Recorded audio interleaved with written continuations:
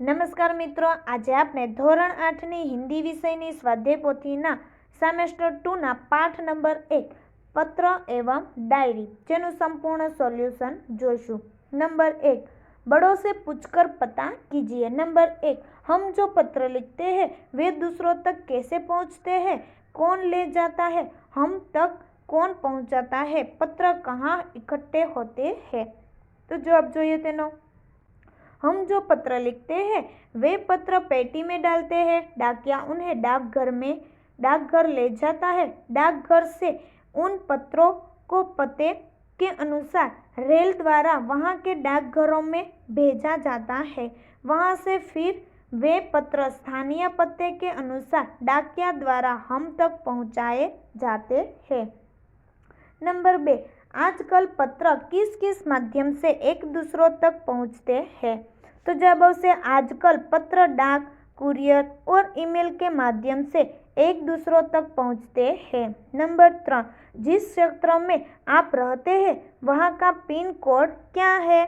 तो जवाब उसे मैं मकरापुरा बड़ौदा में रहता हूँ। वहाँ का पिन कोड नंबर 390018 है। नंबर 4, आपके घर डाक देने कौन आता है? तो जवाब उसे हमारे घर डाक देने डाकिया या कुरियर वाला आता है।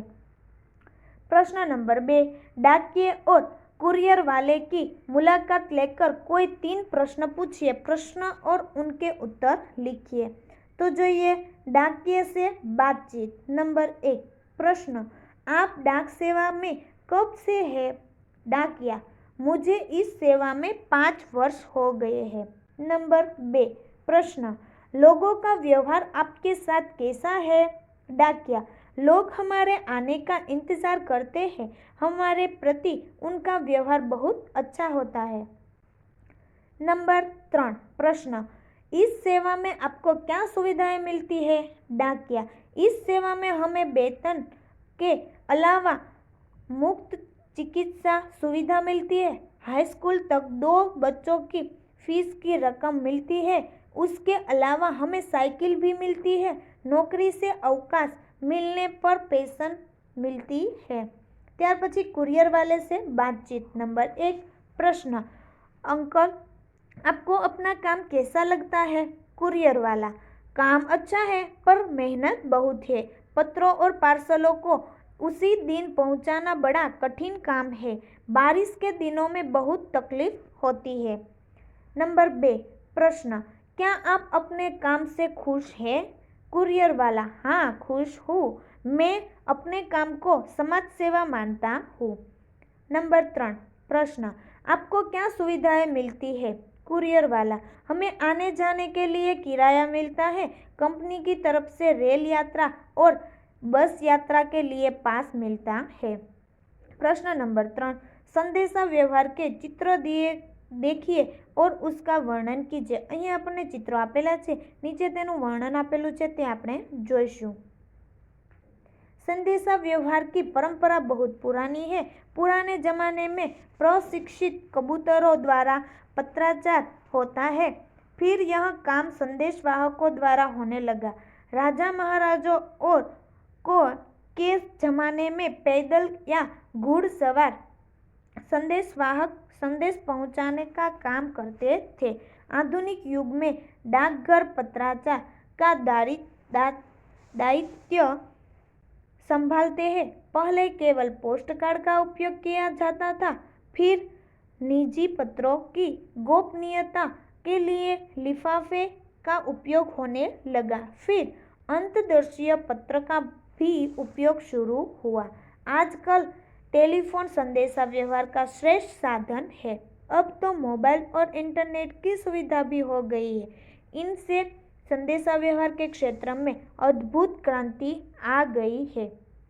प्रश्न नंबर 4, सोचिए और लिखिए। नंबर 1, अगर तुम्हें मोबाइल फोन पर अपने मित्र को SMS द्वारा बधाई संदेश भेजना है तो क्या लिखोगे? જોઈએ તેનો जवाब। मेरे प्यारे रामू, अंतर विद्यालयन वक्तृत्व स्पर्धा में प्रथम आने पर ढेर सारी बधाइयाँ। अपनी ओर से मैं टाही घड़ी भेज रहा हूँ, अब तो पार्टी में ही मिलेगी। अभिनंदन, तुम्हारा ही राणा निखिल। नंबर 2, तुमने इस बार छुट्टियों में क्या क्या किया? यह अपने मित्र को कंप्यूटर पर ईमेल द्वारा बताना हो तो क्या लिखोगे? तो જોઈએ તેનો જવાબ. प्रेम कुंज, स्टेशन रोड, अहमदाबाद, 20 नवंबर 2013। प्रिय अविनाश, इस बार हमने छुट्टियां अहमदाबाद में ही बिताने का निर्णय किया था, इसीलिए मुझे इस अवकाश का उचित ढंग से उपयोग करना था। मैं नित्य प्रातःकाल व्यायामशाला जाता था, वहाँ तरह तरह के व्यायाम के साथ साथ योग का भी अभ्यास करता था। दोपहर को भोजन के बाद कुछ समय दूरदर्शन देखता था। अपराह्न में साइकिल मैं कंप्यूटर क्लास में जाता था। शाम को वहीं से हमारी दुकान पर जाता था और 8 बजे पिताजी के साथ घर लौटता था। दूरदर्शन देखता था या बहन के साथ कैरम या चेस खेलता था। इस तरह छुट्टी के दिन कब बीत गए उसका पता ही न चला। तुम्हारा मित्र सौरभ।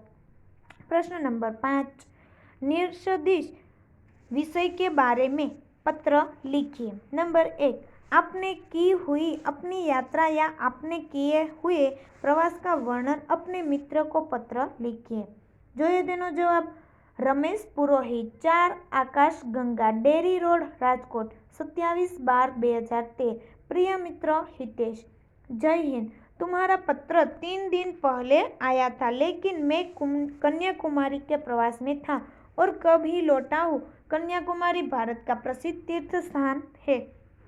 यह तमिलनाडु राज्य में भारत के एकदम दक्षिणी सिरे पर स्थित है। हम दादर मद्रास एक्सप्रेस ट्रेन से चेन्नई पहुँचे।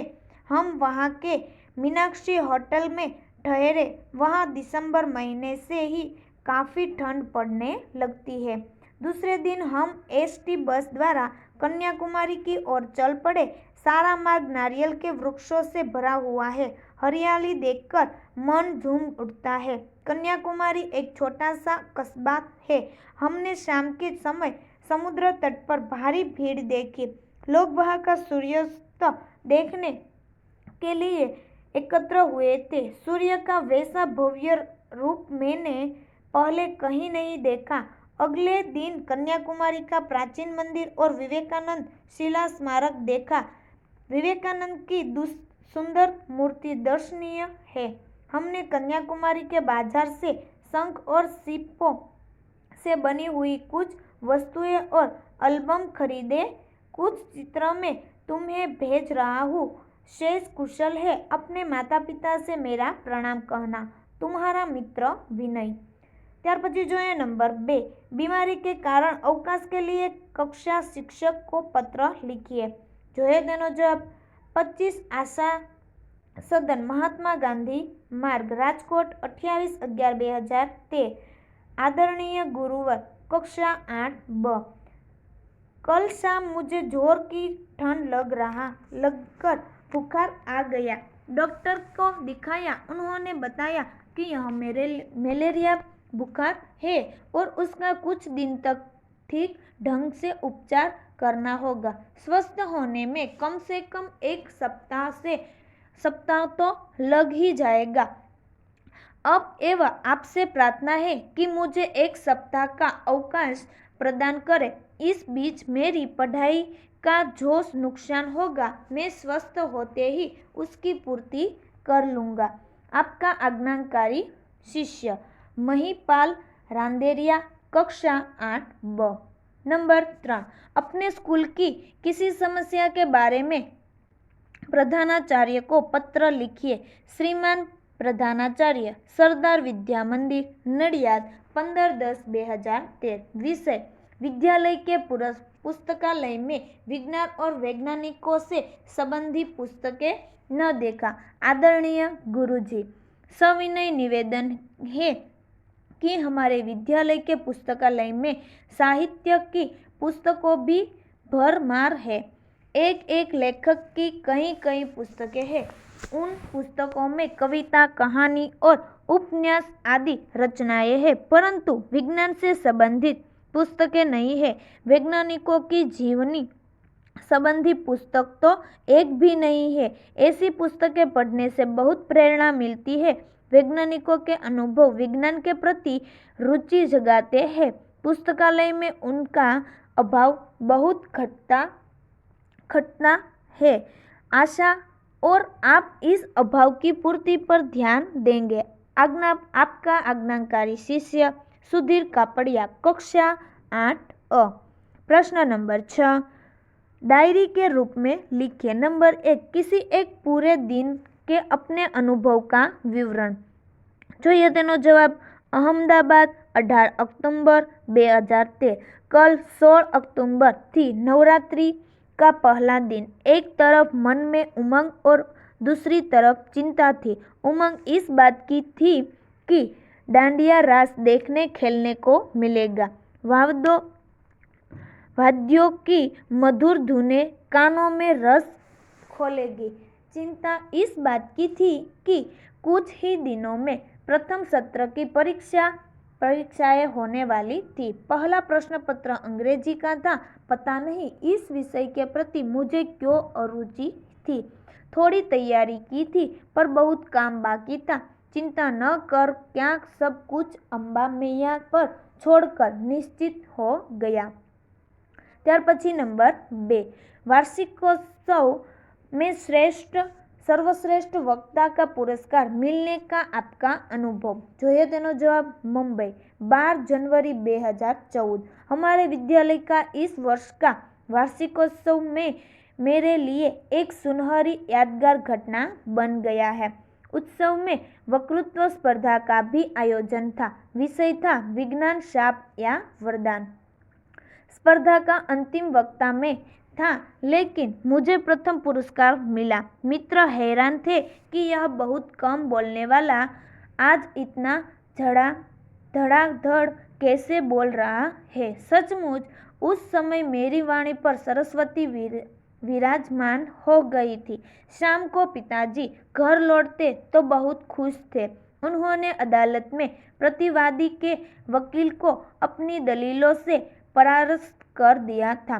सचमुच आज का दिन तो हमारे लिए सरस्वती का दिन ही था। ત્યાર પછી નંબર 3, अपने जीवन का कोई सुखद अनुभव। જોઈએ તેનો જવાબ। सूरत 17 नवंबर 2013। आज का दिन तो सचमुच अविस्मरणीय रहा। दिवाली के मेले में जाने के लिए माँ ने 20 रुपये दिए थे। अब इस छोटी सी रकम में क्या मेले का आनंद लिया जा सकता है। इसमें 5 रुपये तो बस के किराए के लिए ही थे। मैं मेले में जाने के लिए निकल ही रहा था कि मेरे मामा जी आ गए। वे बोले, मेला देखे तो मुझे भी बरसों हो गए हैं। चलो मैं भी आज मेले का आनंद ले लूँ। मैं माताजी की बाइक पर सवार हुआ और फट करती हुई उनकी बाइक सड़क पर हवा से बातें करने लगी। मेले में हमने खूब आनंद लिया। समोसे खाए, लस्सी पी, गुलाब जामुन खा स्वाद लिया, फोटो खिंचाई, निशानेबाजी में इनाम जीता और चरखी पर बैठे हाथी की सवारी का भी आनंद लिया। इतना सब आनंद लेने के बावजूद मेरे 20 रुपये जैसे के तैसे जेब में पड़े रहे। मेले में घूमने का वह सुखद अनुभव शायद ही कभी भूल पाऊंगा। उसका श्रेय माताजी को है। प्रश्न नंबर 7, नीचे दिए गए डायरी के अंश को अपनी मातृभाषा के अनुवाद कीजिए। અહીં આપણે એક પેરેગ્રાફ આપેલો છે, તેની નીચે તેનું આપણે ગુજરાતી જોવાનું છે। જોઈએ તેનું हिंदी। आज दिनांक 10 अगस्त 2011 रात को दिन नहीं आ रही थी।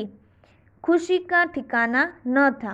कब सुबह हो जाए उसका इंतजार था। स्कूल से शहर जाने के आनंद में कल्पना करते करते मुझे नींद आ गई। बड़े सवेरे 4 बजे अलार्म बजा और मम्मी की आवाज़ आई, राकेश उठो, 4 बज गए। मैं आनंद तथा उत्साह में उठा। मन में डर भी था कि मास्टर जी डांटे नहीं। स्नानादि संपन्न करके स्कूल पहुंचा। सब साथी आ पहुंचे थे। मास्टर जी ने सबको बस में बैठाया और हम शहर के लिए निकल पड़े। જોઈએ તેનું ગુજરાતી। આજ તારીખ 10 ઓગસ્ટ 2011 રાત્રે ઊંઘ આવતી નહોતી। આનંદનો પાર નહોતો। ક્યારે સવાર પડે ને તેની રાહ જોતો હતો। સ્કૂલમાંથી પર્યટનમાં જવાના આનંદની કલ્પના કરતાં કરતાં મને ઊંઘ આવી ગઈ।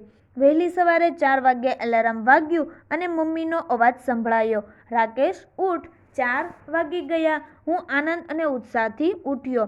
મનમાં ડર પણ હતો કે ગુરુજી ધમકાવે નહીં। સ્નાન વગેરે પતાવીને સ્કૂલે પહોંચ્યો। બધા સાથીઓ આવી પહોંચ્યા હતા। ગુરુજીએ સૌને બસમાં બેસાડ્યા અને અમે પર્યટન માટે નીકળી પડ્યા। તો ધોરણ 8ના હિન્દી વિષયના બધા જ પાઠની સ્વાધ્યાય પોથીના સોલ્યુશનના વિડીયોની લિંક ડિસ્ક્રિપ્શન બોક્સમાં આપેલ છે। તો આ વિડીયો તમે તમારા દોસ્તો અને મિત્રોને પણ જરૂરથી શેર કરજો। Thank you.